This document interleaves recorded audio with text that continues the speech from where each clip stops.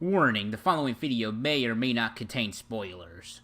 And welcome back to another installment of DishTalks. And we continue with the free comic books from Free Comic Book Day, which is quite possibly past quite a bit now. With my last of the 5 picks is Spongebob Freestle Funnies, which the cover is an homage to the first ever comic book released, as it's quoted. Again, this is one of the comics that wasn't a preview. It's like a one-shot, just a one-shot little thing. And I do like the premise of the main story in here. It's making fun of the Free Comic Book Day, and SpongeBob gets a little he gets a savage in this in one panel. I'm not gonna lie, it's pretty great. But basically, the plot of the main story in this comic is, it's Free Comic Book Day, or in this case, what was it called? Oh, No Charge Funny Book Day trademark. So, they want to go get some, Mr. Krabs wants to get free comics so he can make a profit off it the next day. Their local comic store does not have any more, and or is closed. So they have to traverse across the deadly trench to another comic book store. What I like about this is the art style of the main story is it's really close to the SpongeBob, what it is. Now, I like the art style. It really is just like SpongeBob in comic form. On that note, SpongeBob is a series that I still quote all the early episodes to this day. It's great. And just recently, I actually just bought Season 1 on DVD, so that is going to be pretty entertaining to go through again. Since it's been a couple of years since I watched some of the older ones.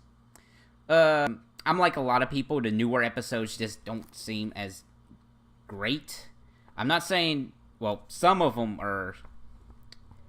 Well, I'm going to sound like a broken record because everybody has talked about the new episodes of SpongeBob. They're not the worst things in the world. I will say that.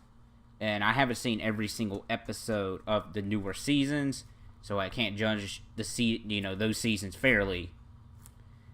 But I like the older episodes better. And if anyone is curious, my favorite episode of SpongeBob is still the Flying Dutchman one with the perfume department. That is a fantastic episode, and that is great. My personal favorite. But anyway, continue on with the comic books. The main story, we have some colorful characters. What I like about it is it has Larry the Lobster, which is a character that don't see a whole lot in the series. I mean, it's good to see him here, and he acts like the big tough macho dude of the party here, because SpongeBob's an RPG, don't you know? Which actually, that should be a thing. Video game designers, make it a SpongeBob RPG. That could actually be pretty decent. But anyway, so, Larry's part of the gang in the story, which is pretty cool. I like that. On that note, I do like the, when they get to the other comic book store, they show some parodies of other big comics in real life. And I hope that this comic company goes like Marvel and DC, where they make the comic books within the comic books. Because I would love to see Shellboy. I bet that'd be pretty funny to actually see. But that's it with the main story.